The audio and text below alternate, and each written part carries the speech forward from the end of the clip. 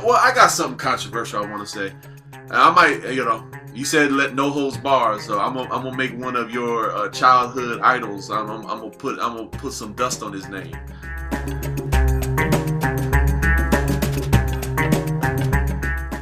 Welcome to another edition of For the Love of the Game with Tony and David. This is our New Year's edition. This is us coming back after being gone for a whole long time. Coach Fowler, how you doing, my brother? I'm doing well, man. Doing well. Amen, amen. How's the grind in basketball? Um, that's maybe I was gonna say the same, man, but it might be a little bit more actually because we just had a day off for the first time since before our last podcast. So this is our first day home, Amen. really, since then. So yeah, man, it's been a grind. What about Amen. you guys? Oh, it's been good. We unfortunately, and for anyone listening to this, I was even telling Coach Fowler that I was going to try to avoid talking about this, but I guess I'm going to start off with talking about this Man, because let's jump into so we changed teams, and unfortunately, when we changed teams, the schedule had it where we're playing that team that we used to play on the next time. So then we had to play them like that next, like yesterday. Oh, And you, man, well, first of all, I want to give a shout out to Coach G, our mental performance expert, hmm because she's been working with Courtney. And I think if we did not pay the money and send her to Coach G, it would have been an environment where Courtney would have crumpled. You know what I'm saying? Just because we had no idea. We walked in, and the minute Courtney is wearing that other jersey, like you have to understand, like it was that's something that we did not plan for. It was like the amount of attention and the amount. What? Wait. What? Like everybody comes. Where she working over there? What? Like, and our baby girl had the poise where she was just unflappable. And then another thing where I was really proud of her is, you lose a teammate and then you're playing against that teammate. Her previous team, man, they threw everything but the kitchen sink. And you have to realize the new team is just another game to them. They don't know Courtney. yeah, You know yeah. what I'm saying? The previous team, when they see Courtney leave, they're doing everything they like to put it on. And I thought that I thought here's the thing, and I told Kim halfway through because it was looking tight, because you have one team who's like, even though they've been struggling this year, they were giving it their all because they hmm got Courtney on that other team, and they really wanted to win. And I told Kim, I said, I don't care what happens. I know I made the right decision for my child. Yeah. And That's what it boils down to. yeah. So one game, even if they had lost that game, one game is not gonna make the difference. You see what I'm Yeah. saying? Like and I'll say this for anyone who was questioning, and they will. I, I'll say this. I think for everyone who has hoop dreams and their child has hoop dreams, I think you have to make a decision with every team that you're on. What is the best long term solution? Like, what's the best long term fit for your child? hmm And sometimes it's nothing nasty about the other team, or it's nothing ugly about the other team. It's just there's 6 weeks left in the winter season, and I, for anyone curious, we know that the current team that the team that she was on, that we didn't believe that particular team had a future, for my daughter. Like I didn't see that team really. I didn't see a future where she could grow and there was going to be future development, and I didn't see it going anywhere. So for the next 6 weeks, I wanted to put her in a place where we can test out and see whether the new team can, what's the future look like. Yeah. Um, it's almost, to use an analogy, if you are a single woman or a single man and you want to get married and you're 30, 40 years old, then why keep dating someone that you know you ain't gonna get married to? You need to That's go. a strong analogy, man. That's a very good analogy. Yeah, so it's nothing, and that doesn't mean anything negative about the person that you're not. You make a decision that I'm not marrying this person. Like, so then if you Mhm. make a decision and you want to get married and this ain't the one, and it could be a wonderful person, but if you make the decision that ain't the one, then why are you wasting time? Like, Yeah. because and here's what then I don't think a lot of people realize: your daughters, my daughters, I got 6 summers left with my daughter. Yeah. You know what I'm saying? Like it's It goes by. You don't realize how fast it goes. yeah, and I'm When you trying to start enjoy. counting it down to Christmases and summers and birthdays that you have, kind of left with them being at home. Yeah, Yeah, that starts putting things into perspective. yeah. So we made the move because we feel like we don't have a whole lot of time left, and we want to find. And I'll say this: things get back, and people say, well, they're always moving and they're always changing and they're always. Well, first of all, that narrative's not true. There were some instances where we left with an entire team. Where when an entire team leaves, that's a little different. Yeah, Um, but then, even if that narrative was true, yes, I'm trying to find the right fit before the ninth grade, yeah. and You have to think about it, man. Like that. I hate that everybody gets categorized under one, umbrella when it comes to team shopping and kind of moving around and all of that because everybody's situation is different.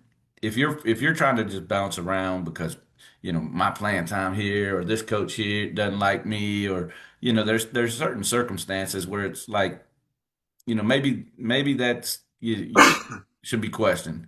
But as watered down as travel basketball is, and man, and I'll say it myself because I mean we bounced a little bit. We're moving around. We just made a move, and I'll get into that in a little bit. But um, you know, eh, finding the right fit, finding the right program. Like you nailed it when you gave the analogy of if you the dating and marriage analogy. I mean, if you don't see a long term, you don't see a future with that person, or you have bigger goals, and something comes along that fits those goals, you got to do what you got to do. I mean, at the end of the day, you got to find the best fit for your child. What's the best fit? And if you have to bounce around a little bit to find that, you have to bounce around a little bit to find that. yeah, So I mean, not everybody's so lucky in the dating and marriage game. You know what I'm saying? I mean, everybody don't marry their high school sweetheart. They don't marry the first person they date. You date around a little bit until you find the one that you see a future with. yeah. You know, you can get a bad reputation there if you don't handle it right. But but but no, I mean, I get it, man, and I at first, when you start thinking about it, I mean, it's you wonder what everybody's reason is, and I'm guilty. I've judged people for bouncing. I've judged people, but at the end of the day, um, you know, if it's because you can't fit in because you can't find the playing time you want, and they don't let you be committed to 12 different teams over here, and so I'm gonna bounce around all over the place and keep trying different teams until they let me do what I want to do. That's different. But if you're doing it for the right reasons and you're trying to find the right fit, Yeah. Well, it we've is never what it left is. the team. I'm trying to think. Have we?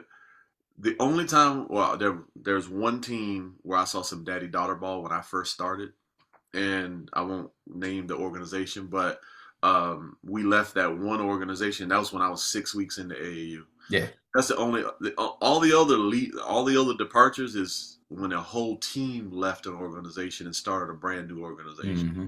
and then that organization kind of fell apart or had its own problems. And then we went to Fairfax Stars for a little while, and then the Fairfax Stars coach had to take a break. Like they had something where they said, "Hey, we're not going to coach this winter season. Yeah. We'll take a break." So everybody's playing with somebody else during the winter season, and then we just have to make a decision in the spring. And Yeah. um, I'm not. If I know that the team that I'm on ain't going to be the long term thing, then I just wanted to sit with a team that potentially is something to think about, for the next 6 weeks. We'll just see how things go, and because Fairfax was a wonderful experience. It's just it is a long drive, Hmm. and I'll say this for everyone in Richmond, whether it's Boo Williams or whether it's for team Fairfax, Fairfax Stars, or whether it's Team Durant, when you're driving all the way up there, you lose training time. You know what I'm saying? Because if we do go back to Fairfax, it'll be around 8 hours a week in the car. You know Hmm. what I'm saying? Cumulatively, where you're not dribbling that ball, you're not making them 400 shots a day, when you're in that car for 8 hours a week. You know what I'm Yeah, saying? I mean, we still would do it maybe 3 or 4 times a week, but it's going to cut into needed development and training time. So exactly. it's a tough decision. Do you drive all the way up there, for a great organization, but then it's an hour and a half, one way. Yep. So, and then on a school night, so whew, it's tough. It's tough. So how's everything going on your side, brother? How's your world, and how are you viewing AAU basketball nowadays? Make sure y'all like and subscribe for the love of the game with Tony and Davis. That was good. Well, we made a change uh recently as well, man. So I actually sent so it's gonna sound bad when it initially comes out. I actually sent the text message uh about an hour ago, not even an hour ago, after a championship yesterday. Oh, wow, wow, So wow. we won a championship yesterday, and I sent the text message today. Um, and as of recording, I haven't received a reply yet. Uh, so we're waiting to see how that goes, man. It was a tough decision. But a little while, not too long ago, I guess it was a little bit over a month ago, maybe a month and a half ago, Boo Williams reached out to Italy and has asked her to come and guest play. And then they wanted her to keep coming after she guest played in the first tournament up at the Winter Series and at Spooky Nook in Pennsylvania. Um, and I'll be honest with you, man, we were a little on the fence because on one side of it, it's Boo Williams. But then they got 13 players, Right. and you know, I, I'm going to try to tread lightly because we've now made our decision, Right. but I'm also want to keep it real because that's what I said this podcast was going to be about, keeping it real. Not all of those players, fit the mold of Boo Williams, in my opinion. So it's tough when they're trying to play 13 because they played 13. It's not 13 on the team and five. Now the last tournament kind of went that way. And that was another thing because after the first tournament, we're feeling, 13 is a little too much. We're gonna go back, and focus on foundation was where we just, made the decision to walk away from full time. I'll say full time because she's always willing to, contribute, if she can, when she can. So. Um, we were like we're going to go back to foundation. We're not going to do this year. Hopefully Boo Williams will be there next year. But then the coaches were talking about how much they liked her, wanted to come back full time, this and that. And so we were like, all right, cool. Then the holidays happened, Right. Right. Right. and this is where it got tricky, man. So the holidays happened. We spent a good majority of Christmas break in San Francisco, California, and so Italy didn't make any of the Boo Williams practices. Right. But I was very transparent. I spoke to them, told them everything. I thought there was a clear understanding, like, hey, we're trying to be committed, but we already had some plans ahead of time. And they seemed very understanding. Everything was good. Boom, yeah, we'll see you up in Spooky Nook for, the next tournament. We get up there, man, Italy hardly touched the floor. Oh, wow. And we haven't seen that. We haven't seen that in years, man. And so we're sitting there kind of scratching our heads and we're trying to figure out like, man, is it because she didn't make practice? Because like I know some other kids, these kids are coming from North Carolina, all over Virginia. This is not just a bunch of Hampton kids, and then Italy. This is kids that are coming from a lot of different places. So, and I was very transparent. The coach seemed understanding. What's going on here? Like, does she not fit? So we were very confused, man. And so we had a conversation with the coach. Thought everything was squared away. Next game came around, boom, she's on the bench again. I'm like, man, this ain't it. So after the third game, we were done with Boo Williams, man. But we set up a meeting to kind of explain to them, where we were at. Italy really didn't want to let it go, man. Like she was torn because it's like she doesn't want to not play, but she's worked very hard to catch the attention of Boo Williams. She puts in a lot of work. I get it.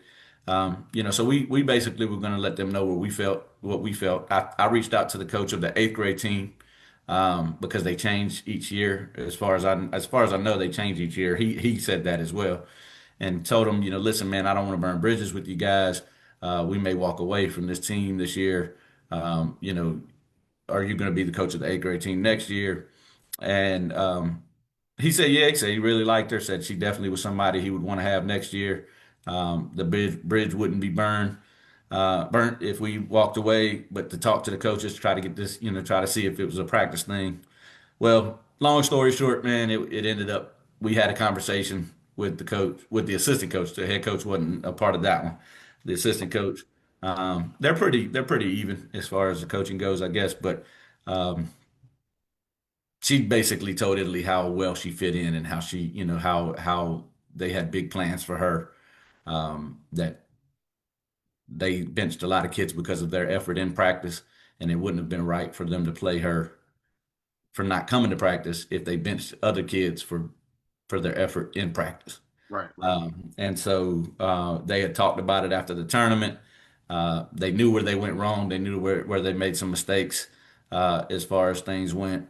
But that she, they felt like she was definitely, a starter in the program, and she was definitely somebody that could contribute. She was one of the top scorers on the team, you know, one of the top defensive players on the team. Really wanted her to stay, didn't want her to leave. And so here we are, sending text messages after a championship in a tournament yesterday to let Foundation know that we're gonna go full time Boo Williams. So that's where we're at, man. That's kind of been the Christmas break for us. But we started the beginning of Christmas break going to Pennsylvania, had our own tournament on the 20th.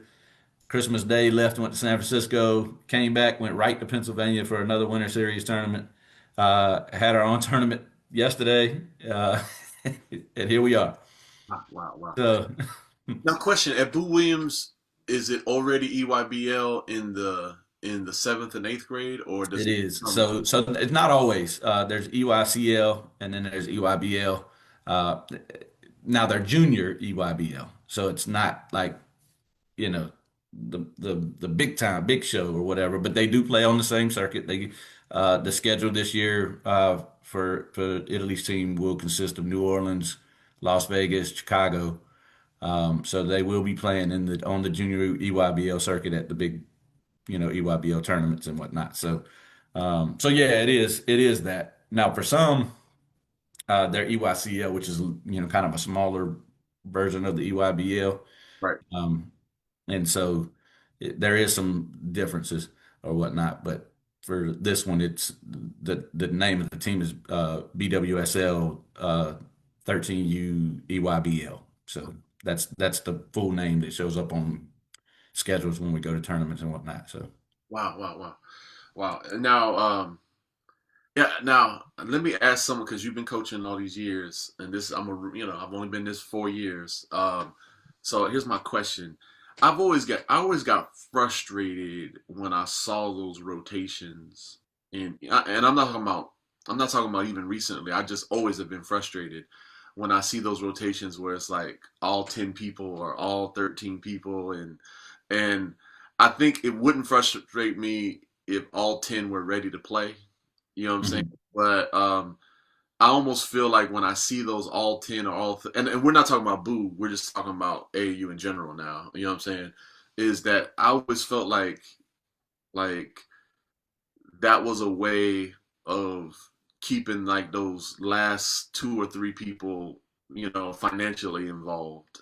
You know what I'm saying? When you have the 10 to 13 man rotations, you know what I'm saying? It's almost like, you don't want the 11 through 13 to get disenfranchised and not come at all, and that's what I felt, because I felt like I've always felt like, as a guy who has not coached 20 years, but just seeing what I've seen, I always felt like if you really want to win, it's probably a 7 to 8 man rotation.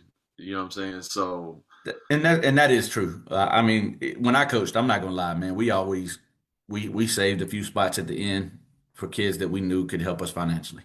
right, right, If mom had and dad have this huge connection to, fundraisers or donations or something like that, man, let's do it. We'll keep them. Now we don't abandon them. I never abandoned them. I would keep them, but I would really try to coach them up. I would really try to, do what I could for them. Now I didn't feel obligated to play them. right. I never felt that. So with some of these situations where they're playing kids, I agree. 8 man, maybe the most 9, possibly 10 if you have a really solid 10 Right. man rotation. That's the only way you're gonna win. You got to be able to get in a rhythm. You got to be able to the kids got to be able to play through mistakes.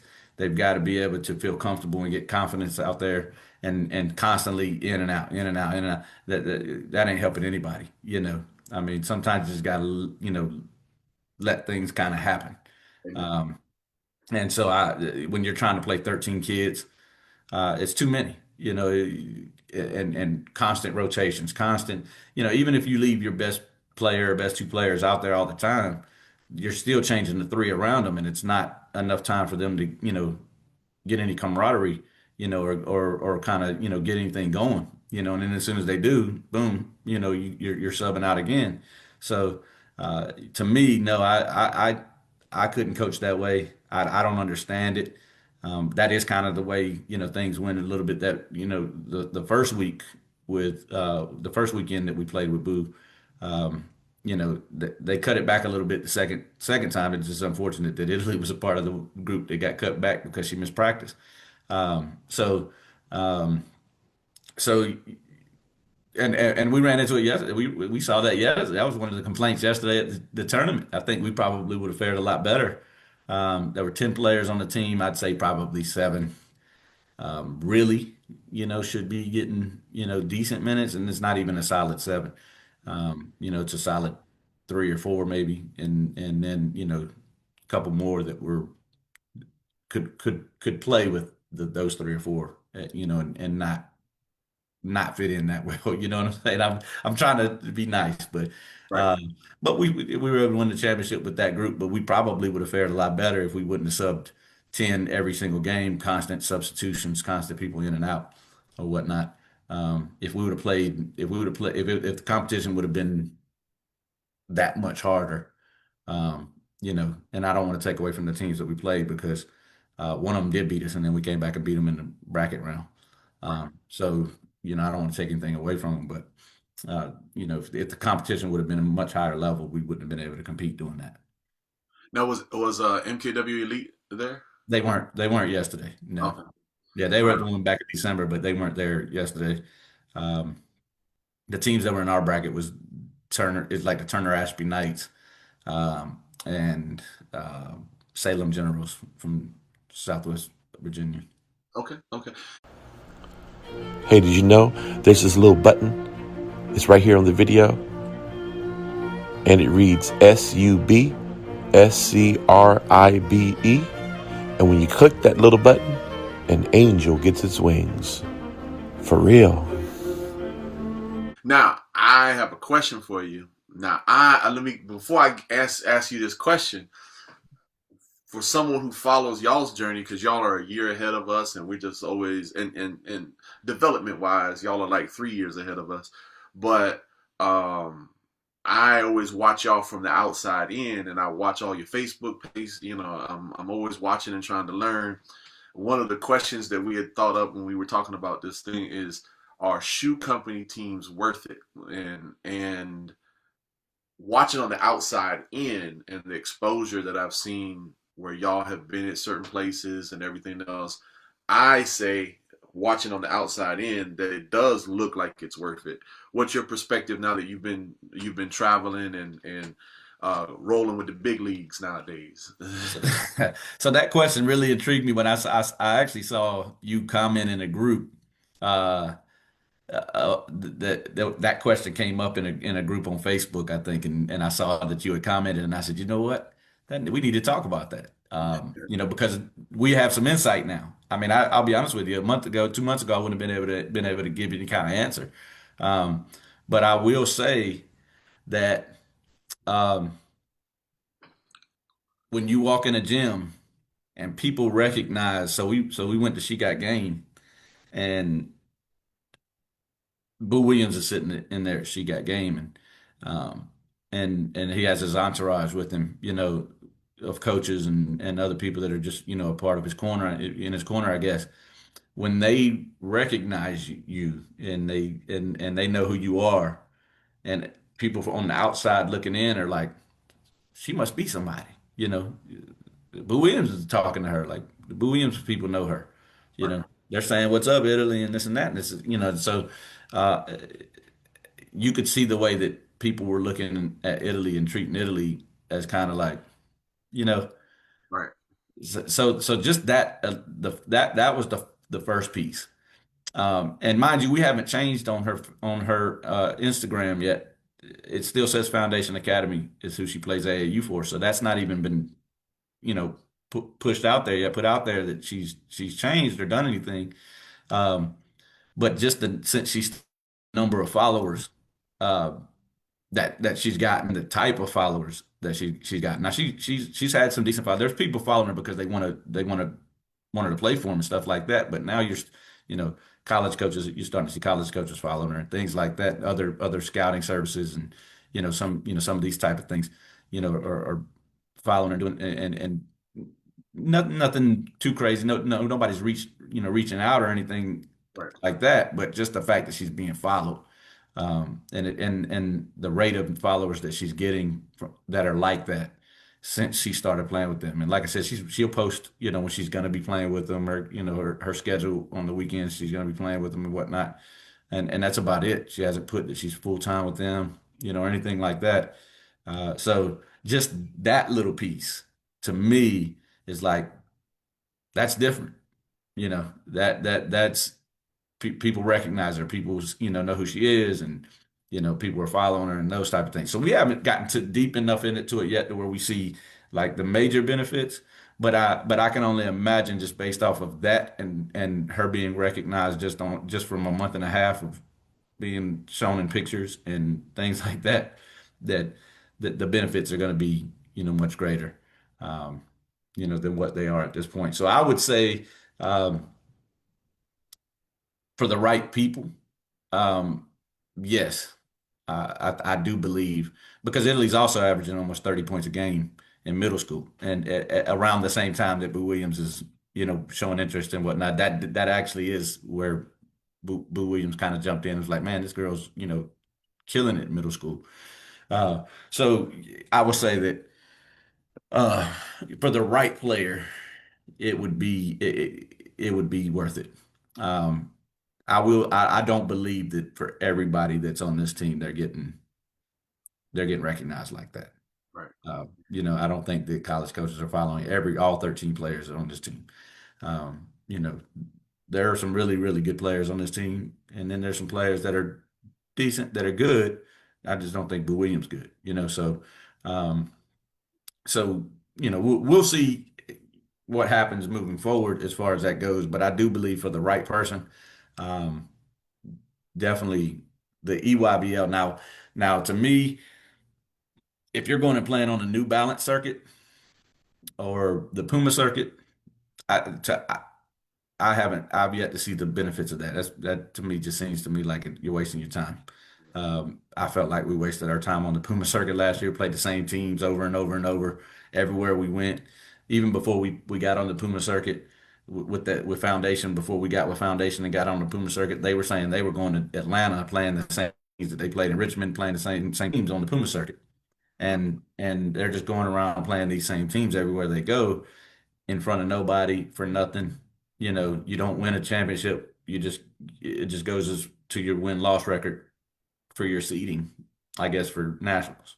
Right, right, right, So that was pointless. Now we played on the Under Armour, and we've also played on 3SSB, Adidas, um, the junior circuits for those. And I'll say that people look at your team differently when you go to Winter Series. So when we go to these Winter Series tournaments, um, you respect the team a little bit more when you see, 3SSB or EYBL, and then maybe Under Armour, but and then Puma's kind of at the end. Like, no, they could be good, they might be good, but when you see 3SSB, you see EYBL, you expect them to be decent. And you're like, oh, okay, that might be a game there. right. Um, so no, I will say EYBL does seem to be a little bit different, and I would have never said that before. I do believe that you get a little bit more respect with EYBL. Um, just from what we've seen as we move, through some of these tournaments and whatnot. So, is it worth it? It could be, but I don't think for everybody. And I it wouldn't been worth it wouldn't be worth it for us if we were sitting on the bench, um, on an EYBL team. I'd rather be her getting experience right now, building confidence right now in the seventh grade, especially, on a Puma or a 3SSB or whatever, than sitting on the bench on the EYBL. I wouldn't say that it was worth it that much. Right, right, right. That's good to know. That is good to know. A question I would love to get answered on, because we don't do this podcast just to go by. We're really running this podcast to gain information. Yeah. Like it's more of a networking and an opportunity to talk to people who know more than us. And the Dunning Kruger effect. People think they know more than what they really do. I Yeah. like to do the opposite. I like that. That's why I always like to say I don't know nothing. You know what I'm saying? Like, Hmm. because I think you learn more that way if you have that attitude. You have that mindset that you don't know anything. Yeah. Um, the question that I maybe not today, because here's a little plan I have in my head.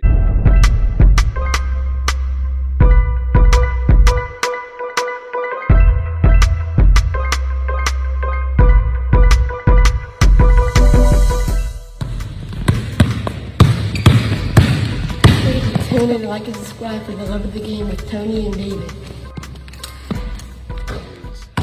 My daughter is playing with an incredibly, we don't know for how long, but right now she's playing with an incredibly talented big.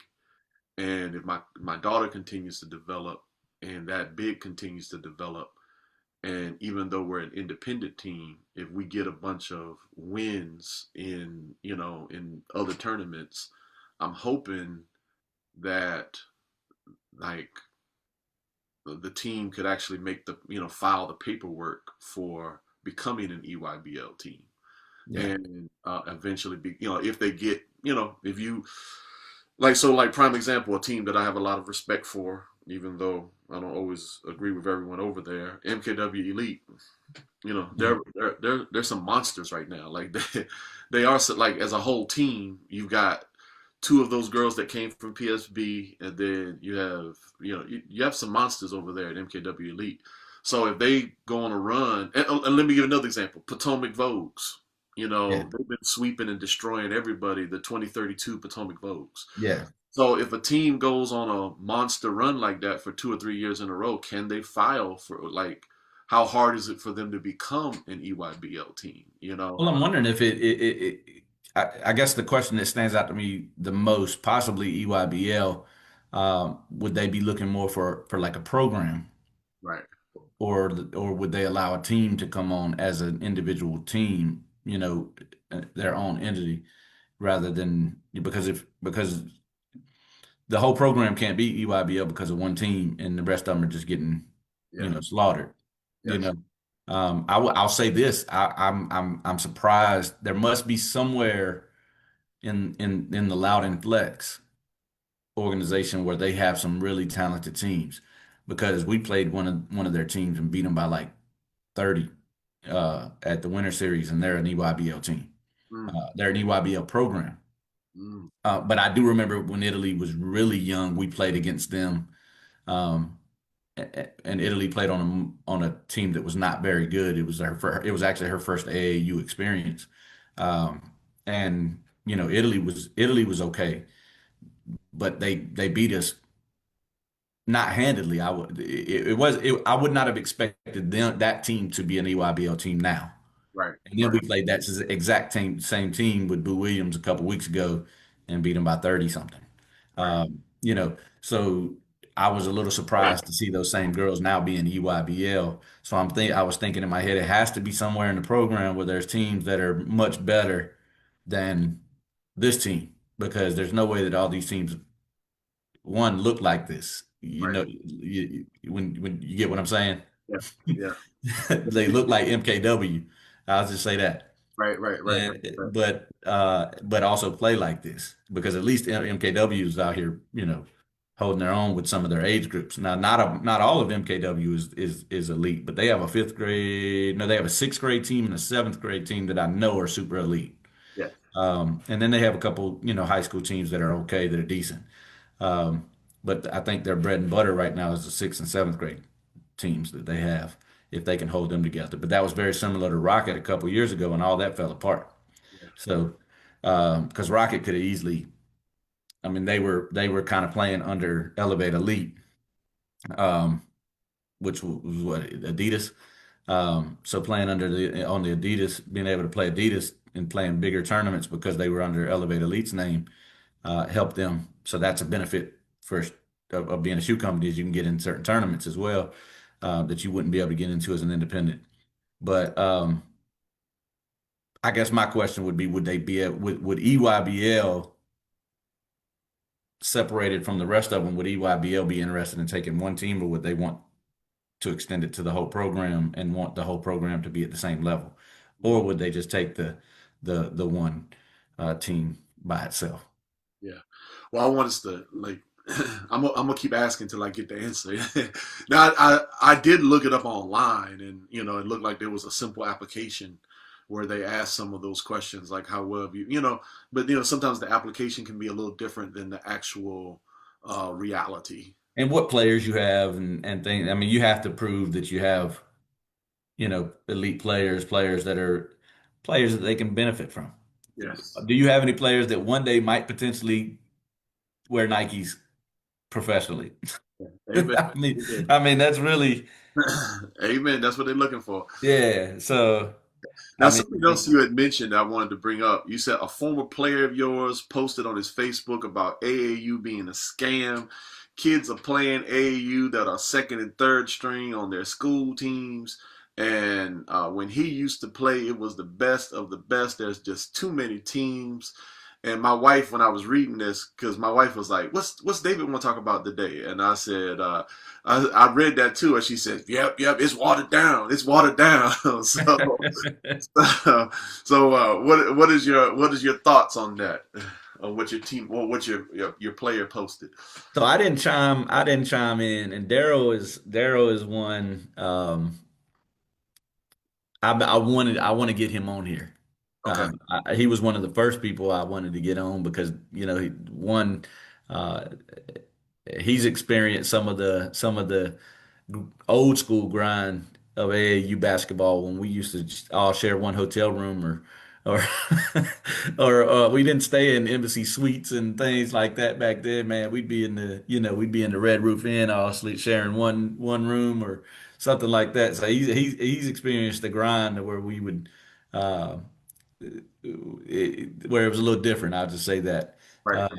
But he also often has an opinion, Mm. and I asked him to come on, and he one time he was, man, I don't know, man, I don't know if I'll be able to do it. I'll be too nervous. And then the next time he was like, I don't know if the podcast is ready for me. So he went so he went back and forth. But Daryl, I'm coming for you, man. I'm not gonna let it go until you get on here. But he posted that, and my only comment on the post was to Daryl, we need to get you to talk about this on the podcast. And that's the time he was like, I don't know if the podcast is ready for me. But just to give you a little backstory, and sorry, Anthony, Daryl is also the one. Yeah, I saw. Gave me a hard time. So yeah, he's also the one who went there with it. So um, I do agree with that 100%. But I also there's another part of me that looks. I said 100%. I agree with that 99.9%, but that 0.1% of me feels like to get better, you have to play games. Now, back in the day, the games consisted of pickup games. Playing at the playground, playing at at the YMCA or whatever to get those games in. They weren't AAU games because there weren't as many AAU teams. Right. So I feel like kids should get back to that. You don't make the team, man, go out and, play some pickup. Go out and do this. If you're second, third string, that's not what AAU should be, really. So I mean, no, I mean I think it's watered down big time. I think that there's kids that are playing. Now for somebody like me who runs tournaments, listen, second, third, fourth, and fifth string should all be playing. Because that just means more teams are coming to the tournaments. Uh, so listen, they ain't even got to play school ball. Just throw a team together. So that part of me is like, yeah, let as many play. But if the coaching me, really is kind of like if a team is coming to tournaments getting beat consistently, Right. double digits, 20, 30 points. I mean, is it really worth the money they're putting in to come play these games, or would it be better to play some pickup? Now, and immediately people, oh, the kids need to be training and this and that. I don't necessarily 100% agree that training is going to fix everything, because at some point you have to take that training and you have to put it in game situations, and you have to be able to, you can't simulate games. Right. You Right. know, so you have to be able to take all of that training that you've done, everything that you've been working on, all that the moves that you were trying to perfect and all that, and you have to put them in a game situation and go from there. So training all summer long and no games is not the answer either. You know, when I used to work out when I was younger, wanted to get better and I was trying to do things, I would always try to get to the gym a little bit earlier than I knew everybody else would get there, because I knew once everybody else got there, pickup was starting. And so I would try to get there and get my individual workout in and try to get the things that I wanted to work on in. And then when we started playing pickup, I would try all of those moves I've been working on and all those things I'd been working on in the pickup games. Um, so to me, Daryl has a point with that. It's different because when we didn't run into, I don't feel like with that team, if I took that team that Daryl was on right now and put them in any AAU tournament, including shoe contract AAU tournaments, they would be able to hold their own. They would compete. I mean, our guards were 6'3", 6'4", 6'5". Right. Our post players, 6'8", 6'9", and then we had some wings that's, across the board, 6'6", 6'7", 6'8", as well. So we were, oh my gosh, you did it. As soon as I said it, I thought, I'm like, man, I'm not even going to give it attention. We're supposed to leave that in 2025. Actually, kids have stopped. They had this thing where they was like the meme stop where they're like, "We're not gonna do it anymore." At least my Yeah, that's what Italy said. And so when she did the little clock it thing yesterday, I uh, said, I thought you were leaving that in 2025. So yeah. But that lineup was ridiculous, man. So I get what he's saying, because I mean, when you come from a team like that, when you come from playing the type of, and then the competition that we were playing then was crazy, because they didn't have select shoe contract. Like, they did have the Peach Jam and they did have things like that, but it wasn't a circuit. So we could go to a Bob Gibbons tournament, or we could go um, to another big name tournament where anybody can sign up and go. right. Um, we might be playing against a Nike team. We might be playing against a team that has three or four future NBA players on it, and we have.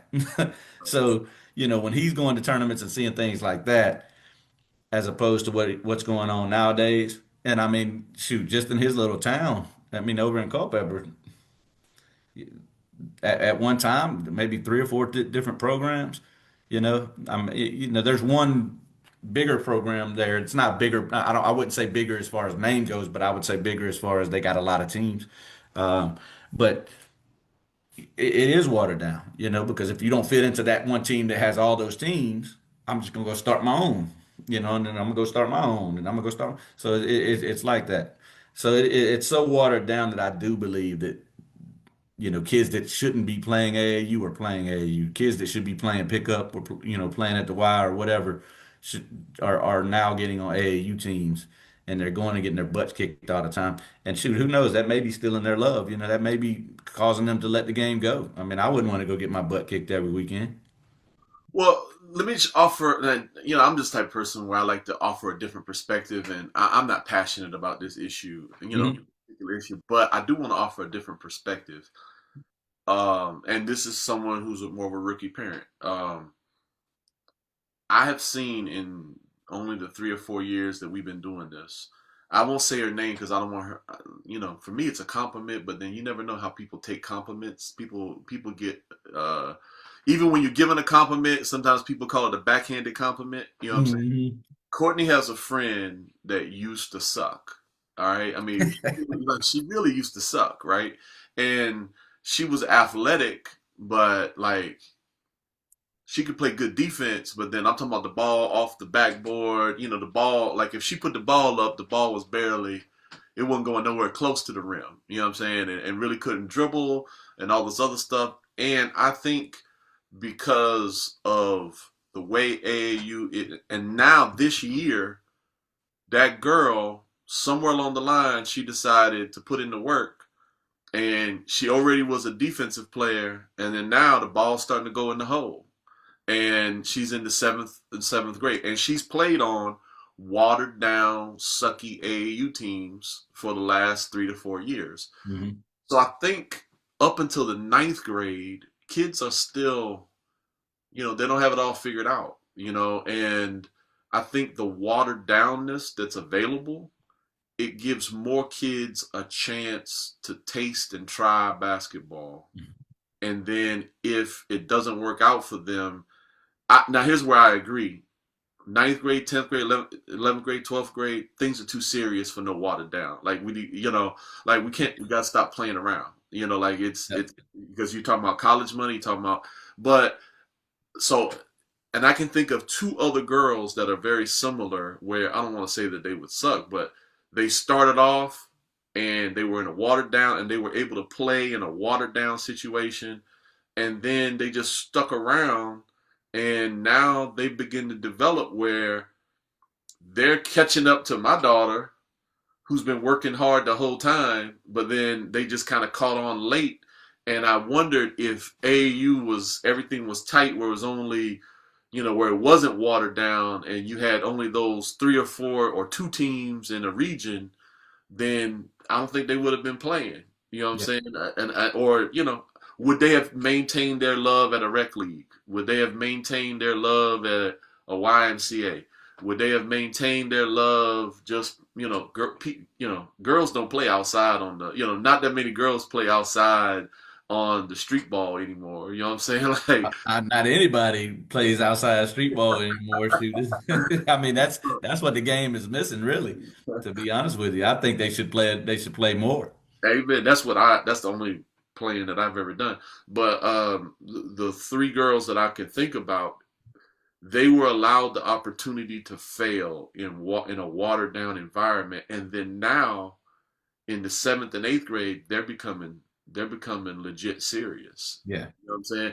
So if we didn't have that watered down plethora of just a whole bunch of sucky teams, I wonder would those 3 girls still be playing?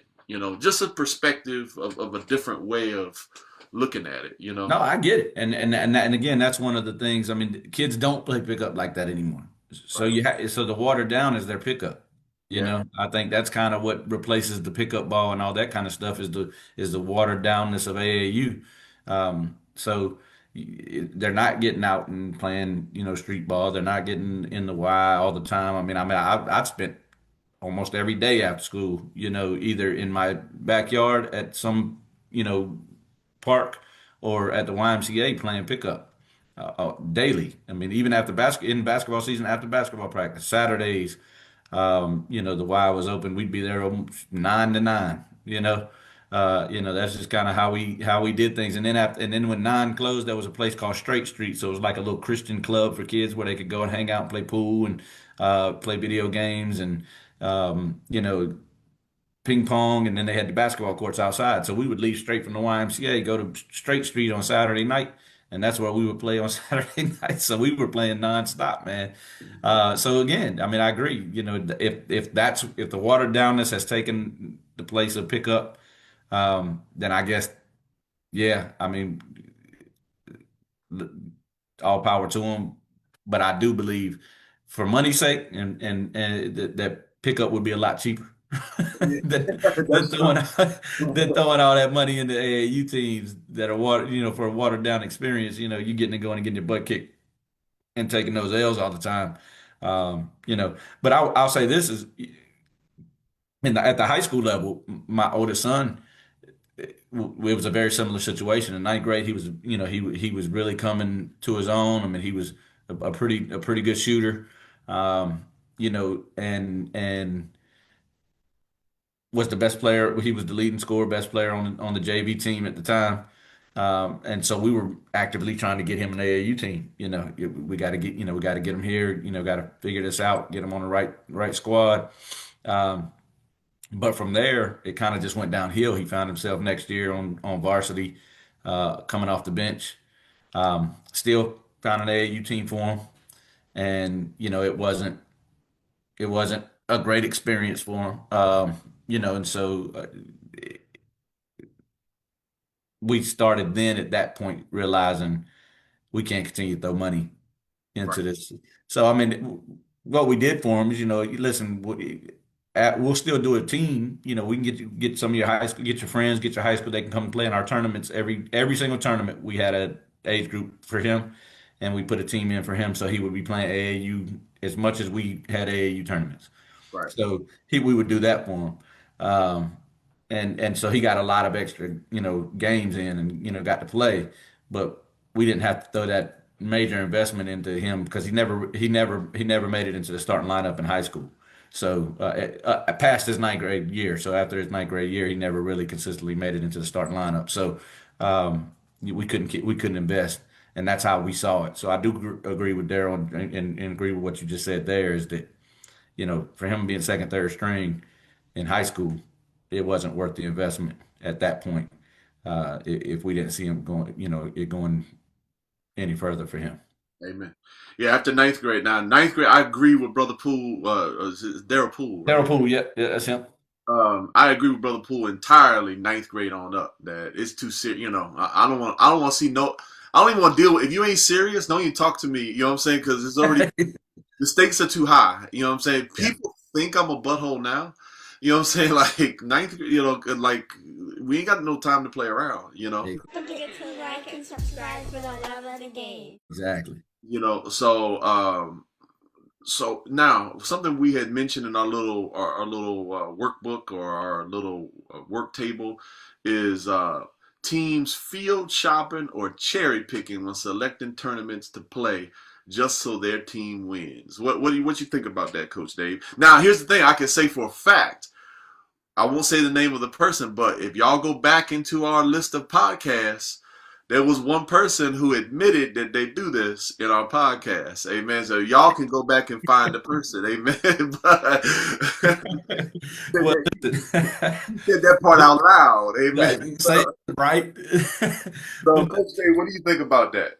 Man, to me, it drives me absolutely crazy because it's watered down, man. I mean, and so I experienced this. There's one person that does this every single tournament, and of our tournament, there's a few of them that do it. There's quite a few. So this is actually like a real thing. Like this is not a made up thing. Like there are really AAU coaches that are calling. I don't recall me when I coached ever reaching out to a tournament director saying, "Hey, who's in the tournament? Who's in this age group?" You know, um, because I didn't care. You play who they match you up with. I mean, it is what it is. You just go, you play, and we weren't dodging smoke anyway, man. We wanted to play the big name teams because we wanted to be one of them. We wanted people to be like, oh man, they beat this team. Right. So, but there's one guy that just pops to my head now because he did it this past weekend as well. Always reaching out. Who's playing in the tournament? Who you got signed up already? And he won't pay. He'll sign up, but he won't pay until he knows who all the teams are. So he's always one of the last people to pay. Now he's been left out of some tournaments sometimes because we'll sell out, and I'm not going to sit there and chase you down for a payment if other people were paying willingly. So so he's missed out a couple of times, but he will wait to pay until he knows everybody that's in that age group. And then he wants to make a request like, man, I played them last week. Can you not put me against them? Because that's the team that'll beat him. Right. So he always wants to be in a separate pool than with a team that's going, hey, we play these teams all the time. Can we not play them? And then I look and it'll be the teams that are the hardest teams, you know, or whatever. And that's if he gets in the tournament. Right. And so it happens so often. And then there was another guy one time that was deciding whether he wanted to play in this age group or this age group. And he ended up getting caught at one tournament. He had a bunch of, I think it was at the time, he had a bunch of seventh graders wanting to play in sixth grade in the sixth grade division because his daughter, who was on the team, was a sixth grader. So he was basing it all off of what his daughter was, not the other 8 players that were on the team. Ah, And he would decide if I want to play in the sixth grade division or the seventh grade division based off of what teams were in the tournament. And again, if you got players that can't compete in their own age group, then why are you even playing? Because right. that's again, you just take them and play some pickup. Because Yeah. that goes back to Daryl's post, man. It's because it's watered down. You can't compete. You're gonna go get your butt kicked. You know you're gonna get your butt kicked, and you just don't want to play teams like that. Now, I had another team that wrote me before this tournament, ranked themselves a one because I allow all teams to rate themselves before they come to our tournaments. Rate themselves a one, and specifically wrote and said, "Man, we're not a very good team. We're horrible. We're new. I don't have kids that they're dogs like that. Can you please make sure that I play teams that are the same level that I am?" And he rated himself a one. That's the lowest you can rate yourself. Mm. I put him against some other ones and twos. Um, won by 20 every game.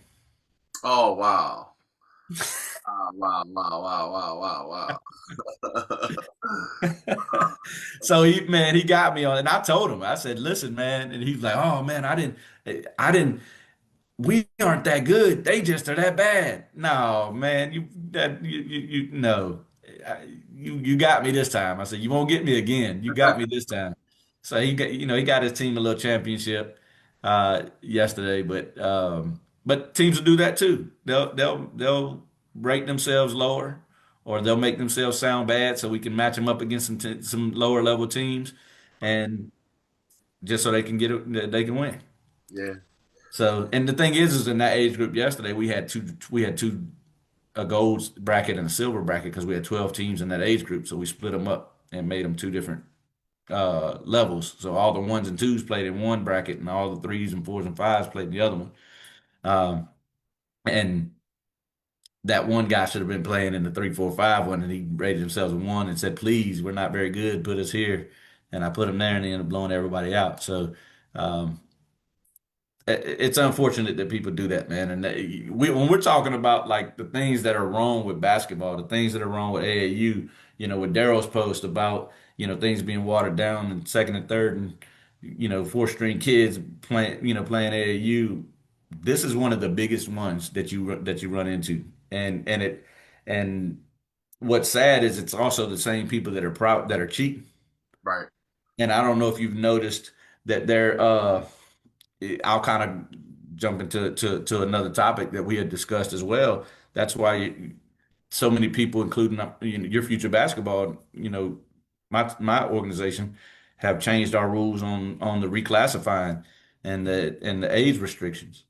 Most of them are going based off of what your age is, now and not what grade you're in because kids are reclassifying. You got, you know, kids, I don't want to name names. I was getting ready to name a name. You got one kid who's one of the top players in his class, but he's reclassified twice, Wow. you know?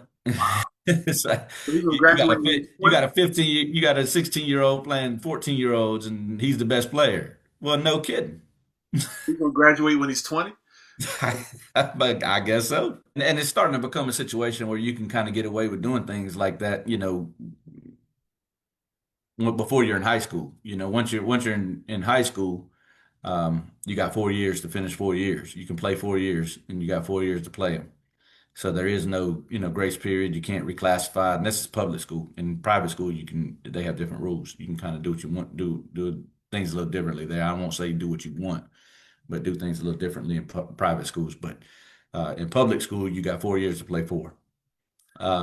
So that a lot of the reclassing, being held back, different things like that, that are allowing kids to say, hey, I'm a sixth grader.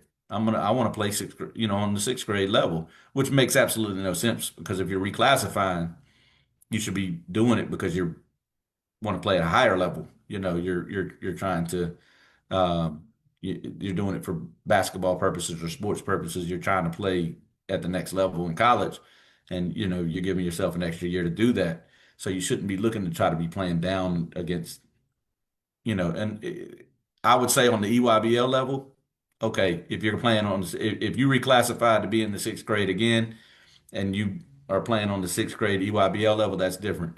If you playing for mom and pop AAU in the sixth grade level after reclassifying, what are you reclassifying for? Right, right, right, right, You know, right, right. you're trying to dominate younger kids, and then you got kids. Listen, man, I've seen kids, and they don't even come to our tournaments anymore, and it's cool, man. I'd rather you not come. They go to this other tournament director who's causing problems for everybody, and I'm going to tell you about that in just a minute. Okay. Uh, but they go to this other tournament because they don't hold the teams accountable for cheating. I've seen these kids playing in tournaments at that in eighth grade tournaments that are in my 10th grade English class. Gee, God. It's like something's not adding up here, man. You know Wow. what I'm saying? Something's not adding up here. And they Wow. and they cheat out. Like they were when they first started playing in our tournaments, they came one time and then I started telling them like, listen, man, we can't do this. They were Italy's age playing, and I think it was like fifth grade. Maybe a couple of them might have been sixth grade, and they were playing in the fourth grade division. Oh, And they did it one time. They still lost, so it's kind of saved me a little bit right, because people knew that I knew them because they came from our town. But it was like, what do I do the day of? right, Knowing this is who you got playing. So they stopped coming essentially, and a lot of teams have stopped coming to tournaments or stopped attending tournaments, and that's why when I put my message out to everyone, I put if you choose not to come, that's fine. We'd rather you not be there if you're going to cheat anyway. right, So uh, a lot of organizations are starting to put this out there because they're running into situations where people are cheating and whatnot. So, but this one particular group, man, well, I ended up getting a call. Long story short, from Horizons Edge in Harrisonburg, that we're gonna have to start doing deposits, and things like that, because people ain't paying the bill oh or they wow, wait or they waiting a month to pay their bills and this and that. wow, Now of course listen, 100% not me. They were like, man, David, we know you've been with us the longest, before COVID and this and that. And we ain't one thing we said was we ain't never had an issue with your future basketball. David ain't never given us any problems, but this is what we have to do. And so and they wanted me to like, oh, we got to do this now. And I said, well, to lock in all the tournaments I have. Well, I'm under contract until 2028. right, right, So I have my days locked in and I don't have a problem doing it, but it's like, well, we're not singling anybody out. Well, you should be. You should be singling out the person that ain't paying the bills because that's same people holding tournaments every single weekend and right, watering down your facility where other people don't want to hold tournaments there because there's tournaments there every weekend and people don't want to keep coming. They would rather go to their tournaments because you can pay $495 and playing as many tournaments as you want. And I don't know how they're making money off of that anyway, which is probably why they're not paying their bills. Pay Wow. $495. You can play in any tournament you want of ours all year long, and we have them 3 or 4 times a month. Wow. Wow. Wow. Wow. And so people, yeah, I'll go to that tournament instead of going. I'm not going to pay 225 to go to yours when I can go to that one for 495 for all year. I go to 10 tournaments of theirs for 495, and I'm not going to pay. And it's at the same facility, So why would I go to yours if I can go to theirs when they're holding them every weekend? So they've watered that facility down completely. I hope that Horizon gets it under control. Somebody told me yesterday at my tournament, "Hey man, Horizons is shutting down," and I was like, interesting." So. Oh, I have Uh, a story to tell you. I never told you the story. I forgot this story. I have AD I have a little bit of ADHD. So at the tournaments when there's all those whistles going on and all the noise, it just kind of gets to me a little bit and gives me a little bit of a headache, especially if my kid's not playing. And then mhm. at Horizons, your kid plays and then you could be waiting 2 hours or whatever else, and I'm just sitting in there all that noise for 2 hours, and then by the time you get all the way back out to your car, it could be a little bit of a hoof, and then, there's really not a whole lot of places, at least from our experience, there's not a whole lot of places to go once you're out there, right? So I go and I had this idea, and I was like, and I was just getting to know you. So I called Horizons and I said, is there any way that I could buy a VIP suite at the what you call it, where you give me my own, like, I said, but I don't want you to bother the tournament director because he's a friend of mine, and I don't want any confusion. I don't want. And then she said, I know, David. If you want to buy a VIP suite just for you, that's none of David's business. You know what I'm saying? So, I think that would be Nakaya probably who you spoke to. she said, Yeah. that's none of David's business if you want a VIP. Just come, and she said, but then I think they wanted to charge me 150 just to have my own suite in the what you call it. And I was like, no, I'll have a headache. You know what I'm saying? I was looking for around 75 or something like that. I was like, no, Yeah. I'll just take some Motrin. You know what I mean? But I ain't never. But I told him not to tell you because I didn't want to. I didn't want you being. Like, what's he asking for? But because yeah, when you got ADHD and all them whistles and all that noise, I hear you. it gets to me after a little while. Now, something else you wanted to talk about. You saw a post from a director of Big Shots on Facebook. What was this post about, Coach Fowler? So this post got me, man, and like I said, I've had a lot of time. Now this was even before the break, but I'd been waiting for the time to talk about it, and then over the break, it kind of popped back up again, and it's just it gets me because I also had an extended conversation about big shots with somebody yesterday. So the post actually says, if you are a shoe sponsored team, then the shoe company is paying your program. Okay. If you are paying the shoe company, then you're just a customer. Hmm. And so basically what it's saying is if you're Puma, Right. you're paying the company. You're a customer. Okay. If you're because Puma's not paying you to be on their circuit. Right. Right. Right. Right. Right. You're paying how much ever it is Right. to play on the Puma circuit, Right. and you're going to their event. They don't have any Puma sponsored teams Right. Right. right Right. now. There there are quite a few quite a few Under Armour and 3SSB teams like this as well. Now they actually do sponsor some teams. Like there are some programs that are sponsored by Adidas and Under Armour. Um, but for a good majority of them, they're paying them. Now this is something that now UIBL is similar, I guess you would say. But if you're playing on the EYBL circuit, paying for you to come to their tournaments. Nike's paying for your flights and this, whatever, this and that. A lot of them are taken care of. Now, this has bothered me for the longest time, and it's funny that this is the guy who posted, um, because he just started his own circuit. Mm.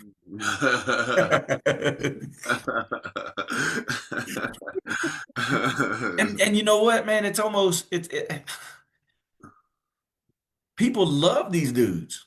Right. Like they think that it's the greatest thing. They will flaunt everything. They just said this right to you that you're a customer, and then they invite you to be on their circuit, and Wow. then try to claim it as this great circuit. Because everybody has circuits now. Circuits are the thing. Made hoops, Puma, Under Armour, yeah, EYBL, all of this.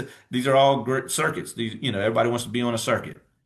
Uh, and so they created their own circuit, you know, but they're telling you that you're a customer. You're still a customer. Wow. You can be on the big shot circuit, but you're still a customer. Wow. And these same dudes just bought a house in Richmond. Wow. Wow. Know Wow. why they bought a house in Richmond? Why? Because they have the Henrico Center on lock until 2030.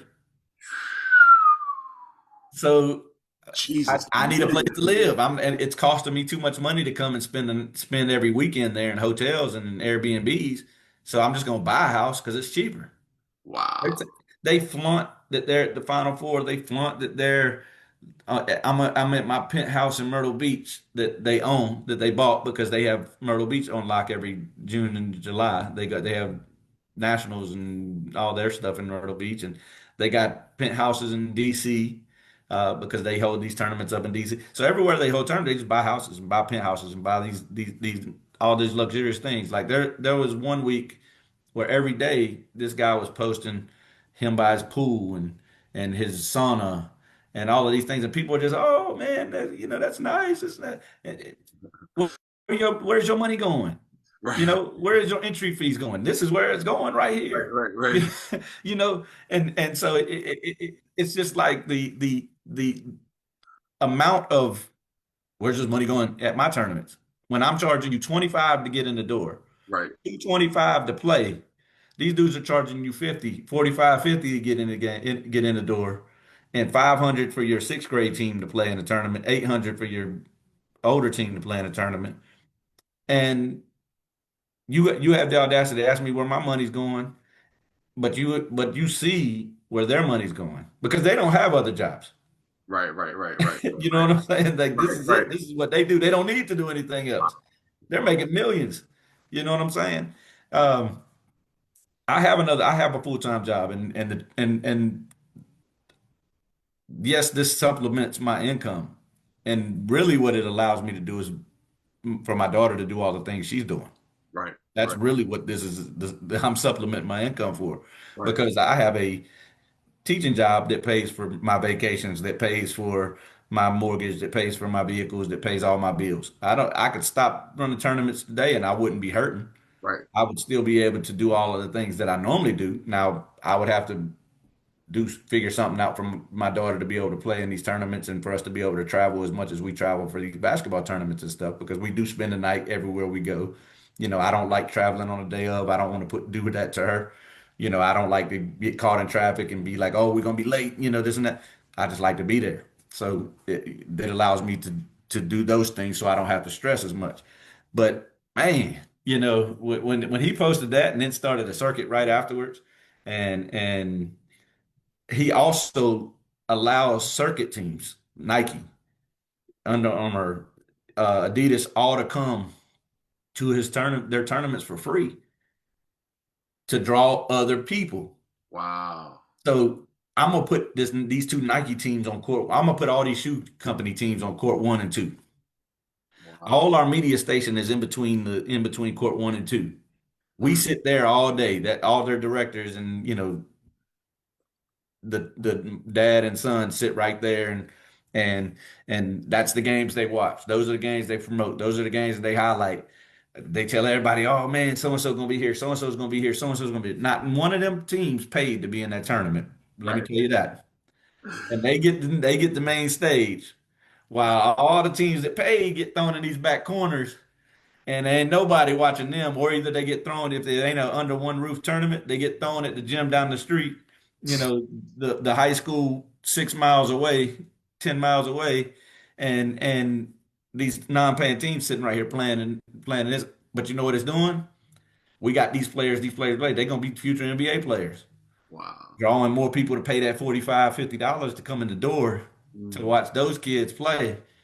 Ain't nobody coming to watch all these paying teams and all these teams that pay. Even some of the more elite teams are still getting thrown in the back corners and the back gyms, you know, not getting that VIP treatment these non-paying teams are doing.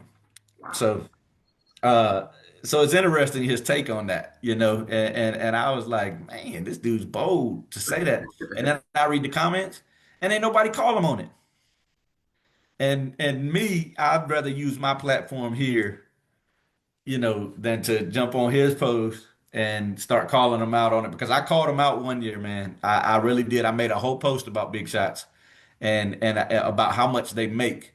So I went and I pulled all of their numbers on their website, Wow. number of teams that they promoted having, number of players, and I started doing them and I did the math in a whole post on how many parents that would bring, you Mm. know, how much entry fees that would be based off of the entry fee and this and that.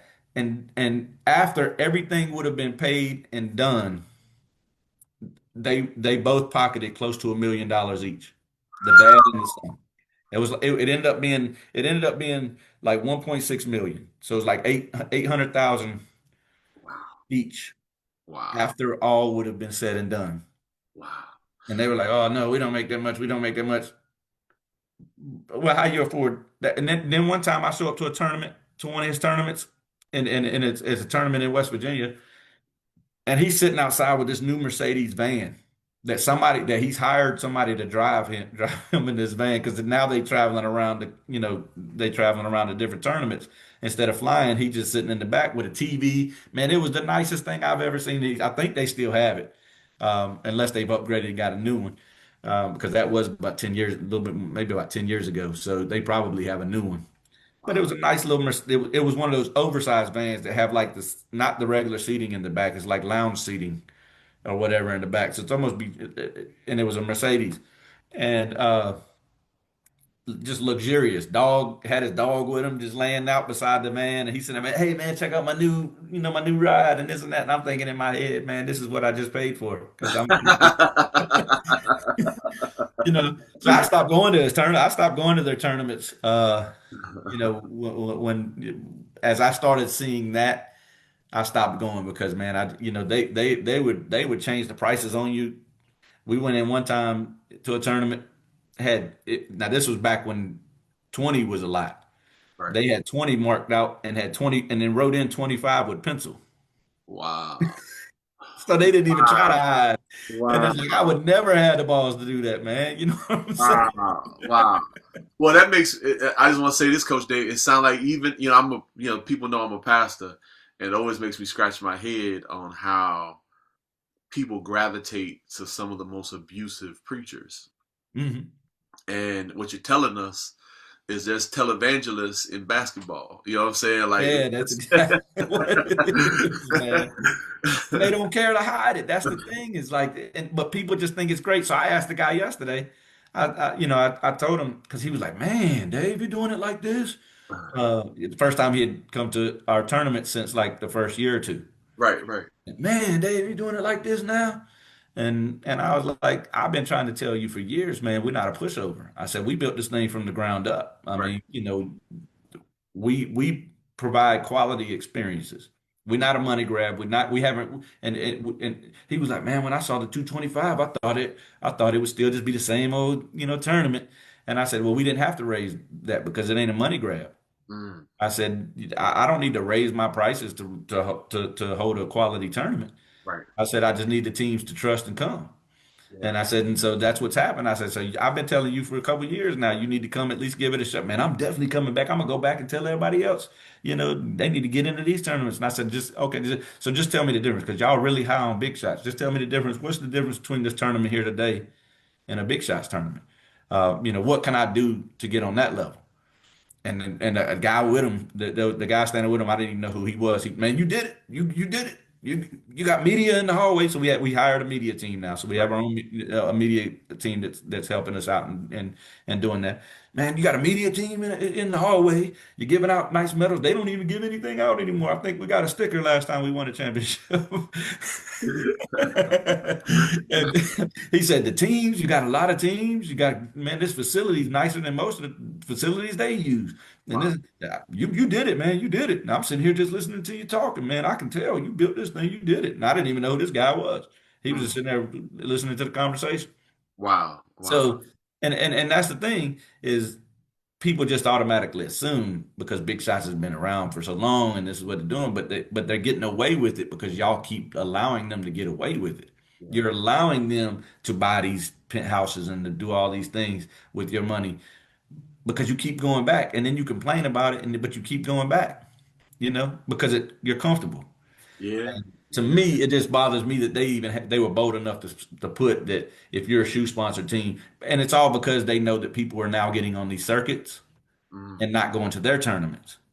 So Oh, let me start hey, y'all come on back. I got my own circuit now. Y'all can be my customers again because wow.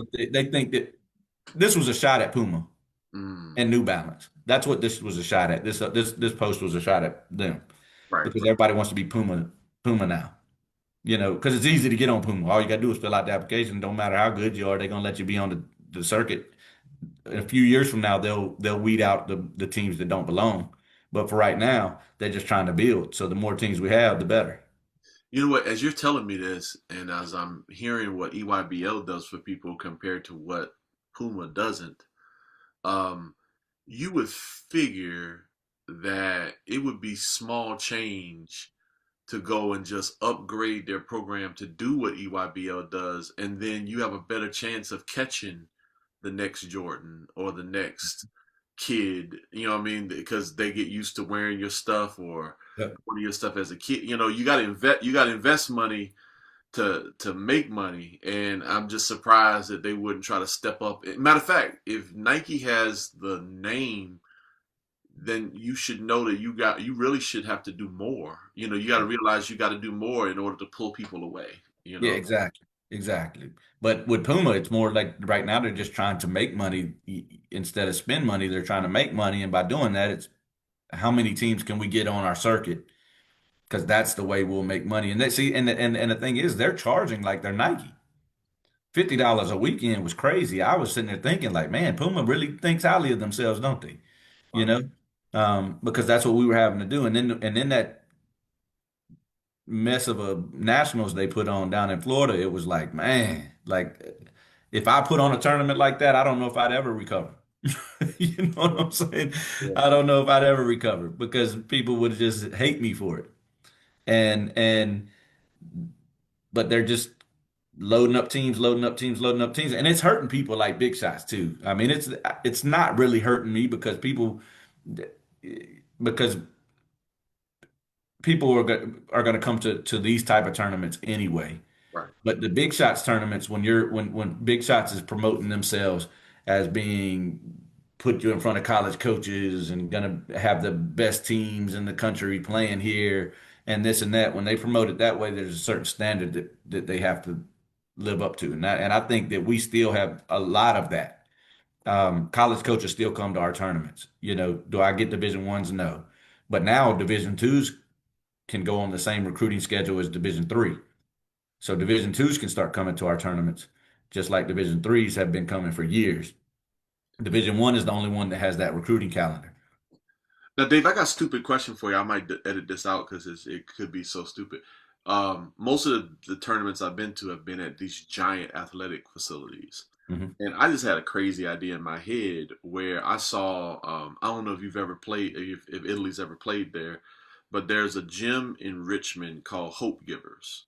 And it's like attached to a church Mhm. where it's too small, but it's one of those pre-manufactured type buildings where it's kind of like a steel building. Yeah. And I was just thinking that, like, if someone had 10 acres of land and then they put four of those steel buildings on there, four separate steel buildings, that's four courts. You know what I mean? Mhm. And like even though it wouldn't be this giant beautiful athletic facility, those steel buildings are relatively cheap. Yeah. You know what I'm saying? Like, so have you ever seen a tournament in anything like that, or would people be so put off by the fact that you don't have a giant athletic building? I don't think people will be put off because there's people that still hold tournaments at middle schools and high schools and things like that. So I mean, there's still people who hold, you know, events at places like that. And I mean, I'll be honest with you. I mean, you kind of look at Horizons, Uh-huh. and it's a little steel. It's one of those steel buildings that they've kind of jazzed up through the years. I mean, it did. I don't recall it. I think they've done some upgrades to make it look better, but it Okay. really is just one of those kind of metal facilities, steel buildings. Um, That's funny. I don't think that way because it looks so big, and then you have the climbing thing in the front. It makes it look a little nicer. everything looks nicer because they've added some things to it and made it look that way. But Right. looking at it from the outside, if you look at the walls of it, I mean, it's really a prefabricated style building. Yeah. And so I will say this, that I've thought many times about trying to build, if we get like the prefabricated building, steel building, and try to create a facility out of it, or whatnot. I just it's never come to fruition, but the thoughts have always been there, and so I'm sure there's other people who have really thought about doing that, and I do believe that people would come to tournaments at places like that. Yeah. So That's yeah. the one thing I would do is if I ever did it, I would want to make 4 separate smaller buildings because it really like it's like I said with my ADHD, I just want I want to be focused on that one game. The one going, I don't want to hear no not other four game. chords going all the way down where there's whistles blowing. Yes, I want you to go to and go to each separate game. You know what I'm saying? And it's a separate Yeah. separate situation. But Coach Dave, I think we hit just about everything, brother. It's great to be back. I look forward to what we're gonna be doing moving forward. And I'm not as pressed about going viral as I am as collecting information for our daughters. I want us to be the most informed dads out there. And just get information and continue to meet good people and continue to network with good people. What's your thoughts for the new year, brother? I mean,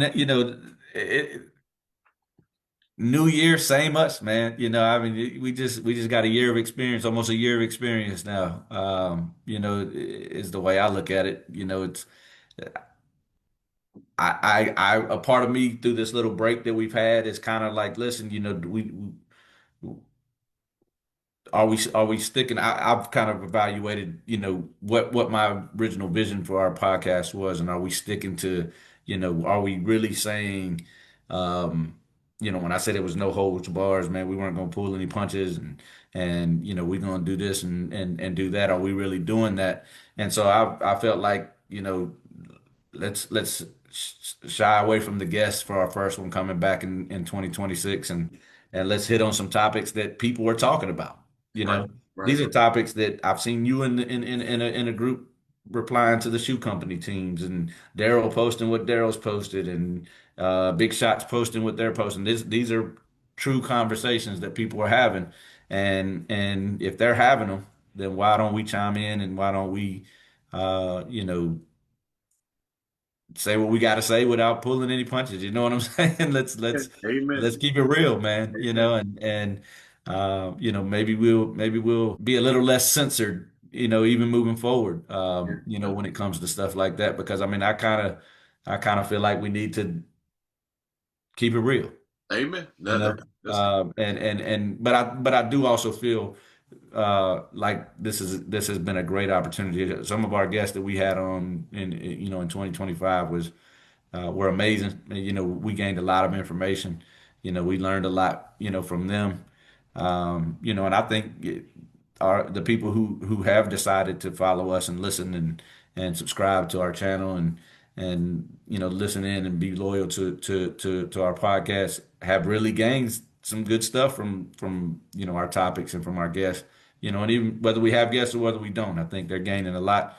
But I do believe that we're also um, gaining some valuable information, by some of the guests we're pulling on. So right. I expect bigger things this year, man. I hope, I mean, that's kind of what my expectation when I had the chance to kind of evaluate where we were at over this last three weeks, of a break. I felt like, this thing can grow from here. Yep, yep, yep. And within basketball podcasts, we're not, it's not a, we're a niche, we're a niche information. Our focus is girls basketball. You know what I'm Yeah.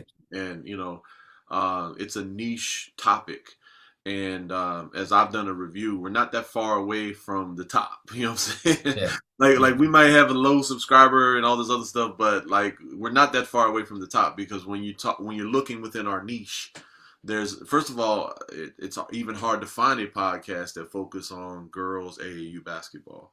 Mhm. So because people kind of overlook things, and I want to bring it to my wife. Sadly, my wife went to the local junior varsity and varsity game, and the gym was half empty. And my wife has big dreams, big hopes. She kind of leaned into Courtney and she said, "By the time you get here, they're gonna know your name, and this gym's gonna be full." You know what I'm saying? That's easy. Yeah. And now that's a little boisterous, but it's you gotta have Speak it into existence, man. yes, yeah, you gotta have faith. Speak it into existence. You gotta have faith, and you gotta keep putting information. Because here's the thing, especially when it comes to girls basketball. And I got something controversial I want to say. And I might, you said let no holds bars, so I'm gonna make one of your childhood idols. I'm gonna put some dust on his name. Right. Yeah. What you think about WNBA? I know you had a strong take. Man, I'm not a fan, bro. I'm not a fan Of of the WNBA. okay. I just there's not a there's not a, You there's say you like to use words. What do you mean not a fan? I'm just not a fan because there's not enough parity. There's not enough good Help me, teams. because I don't know that word, so help me with that. Not enough good teams. Not enough talent spread around. There's some good players for sure. But the league isn't at a point where you think every roster is stacked with really good players. No, and I don't think it'll ever be that because they don't get the bread for one, like they complain about. But I don't know where they want to get the bread from. You can't. It's hard to pay. It's hard to pay people and you losing money. Yeah, so That's the truth. Yeah, but a lot of businesses operate at losses, though. No. Yeah, but what do all the employees complain like they do? Okay. White chocolate, Jason Williams. Okay. He is annoying the mess out of me. All right, because he's gonna get on the daggone Pat Beverly podcast.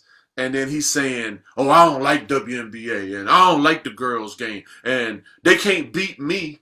And like, bro, they ain't gotta beat you. He gotta beat you. You They was gotta beat you. And guess what, Jason Williams? You might know more basketball than me, but guess what? You are, and your commentary is idiotic when it comes to girls basketball because you keep saying that. And yeah, of course, there's a couple of the ladies who say they can beat guys, but that's not the overall conversation. 80% of the females in the WNBA say they're not trying to play the guys.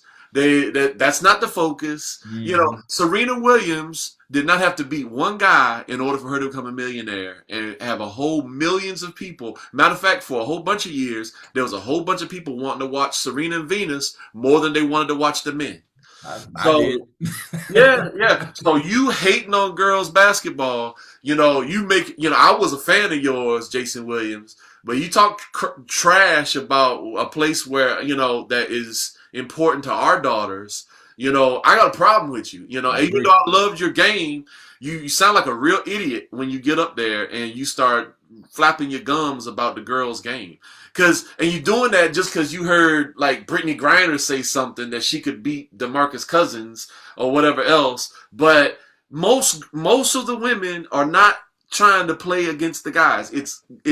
You don't have to be. First of all, Jason Williams, you're 40 some years old now. Yep. So why are you saying stuff like that? Why would you demean the girls' game for no reason? Exactly. And, You know what I mean? I haven't heard that, man. So I need to I'll get send you the hip. clip, I man. need to check it out. Yeah, I'll send you the clip, and he just like, yeah, I'm not a fan. I'm not a fan. I'm not a fan of their game. I'm not a fan of their game. I'm like, dude, why would you defecate on these girls who are making? They're not even making what you made when you were in the league. You see what Yeah, I'm saying? Like exactly. you got people who have fought for this sport for 20 years and it's just starting to break out, and then you are this icon, and you're gonna defecate on all of these women who are trying to do something special. And you You think know? about the number of people that kind of badmouth him and his game. Yeah. I mean, his game was he was kind of like a pioneer for that style of play and this and that, the street ball style of play. And people talk so badly about him and didn't like his game and didn't like this and that. You would think that he would, understand what it's like to be in the spotlight like that and to be scrutinized, um, you know, where he wouldn't talk bad about, somebody else or try to bring another, bring that league down, you know, because of what he had to go through.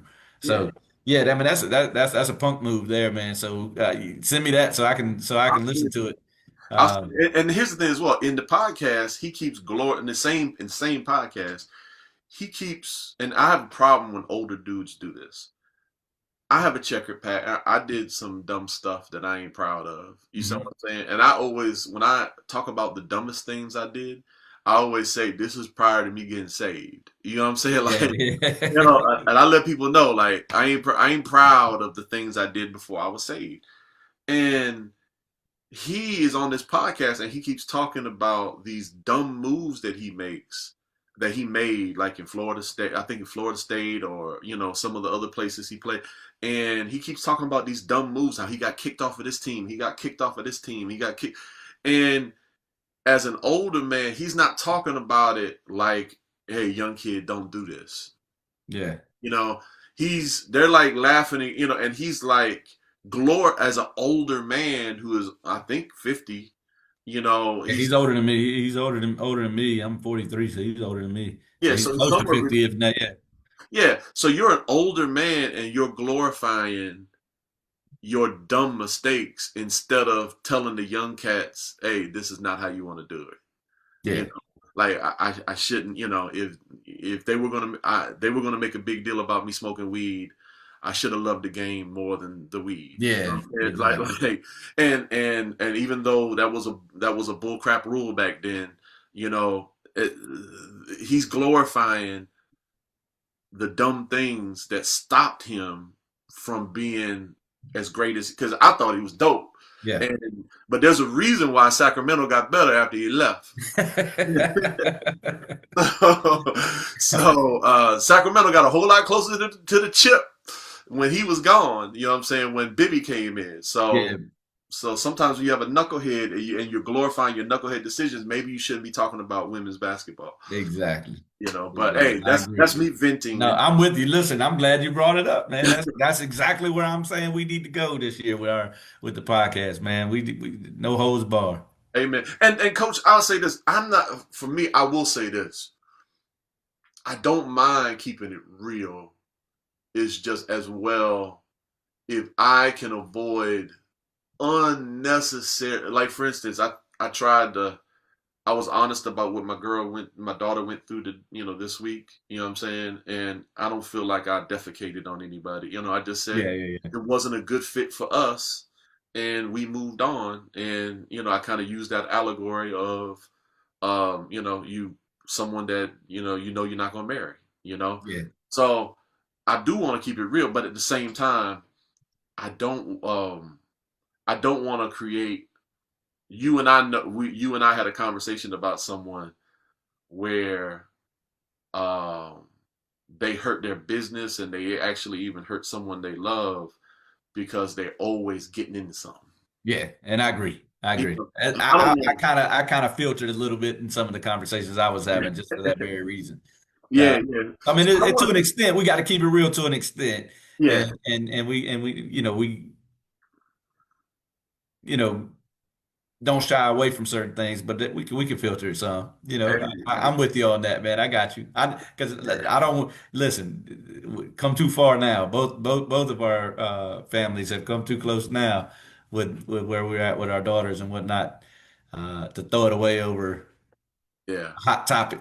Yeah. And for some reason, my wife says, Tony, you make everybody uncomfortable when you walk in the room anyway. I'm like, what am I doing? So she always is saying, like, man, you just have something about you. You just make people uncomfortable in organizations. Because I'm loud, you know what I'm saying? And I'll say this. And I'm gonna keep this one in. I think I'll say this. There are always, the populace, I think, has a sheep mentality. Yeah. And then when one person does something brave or bold, then everybody starts, You know, like sometimes in an environment, like in this world, you have people who are scared to make decisions and they're scared to speak out, and they'll go and they'll allow something crappy to happen, and they'll just sit on their hands, and there is a frame of mind, and some people kick against me on this, where they're just like, well, the kids need to just suffer and just stick with the current team and continue to suffer on their current team, and they need to, it helps them learn their development, you know, and I don't believe in that. You know what I'm saying? Childhood is fleeting. And I don't want my kid just to suffer just because you've not done a good job in whatever. You know what I'm saying? My kid ain't gonna just sit there suffering for 5, 6 years. I did that with that team that you're talking about. Right. I made that huge mistake of saying, listen, you committed to this team. We gotta really telling my wife we gotta teach commitment here and let her suck it up and finish out this year, and then we'll reevaluate things. And by the end of the year, her confidence was so shot from the same organization that you just left. Her confidence was so shot from that situation, from me making her stick it out when I probably should have said, hey, you know, once we sat down with that coach and had a meeting and we didn't feel like much was accomplished from that meeting, probably should have walked away at that point. So I'm 100% with you. I do believe they need to learn commitment. You can't just, you know, quit everything, Right. because it does get easier, but you can't sit there miserable and lose confidence and suffer through, you know, a commitment that you're not winning from. You're not getting anything from except negative. Right. So now I'm with you on that, man, 100%. Amen. Amen, brother. Well, man, it was great. It was great chopping it up with you as always. And no, I ain't gonna edit any of your comments. And to be honest with you, I don't think I'm gonna edit any of mine either. So. Don't do it, Tony. Keep it in there. But listen, the one phrase we can't leave in 2025 is I might edit this out. Because that's your number one phrase. That's the phrase you have used, and my wife loves it. Oh. She'll say it in conversations all the time. She's like, I might edit this out, but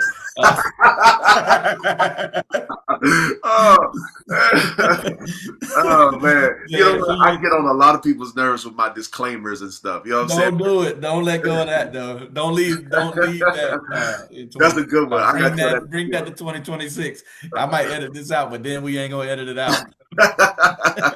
Amen, brother. Amen. Well, hey, we'll have a blessed week, man. I got Tuesday off to go and put all this together, so we should have it out by Wednesday, man. Cool, man. That sounds good. Peace, brother. Peace.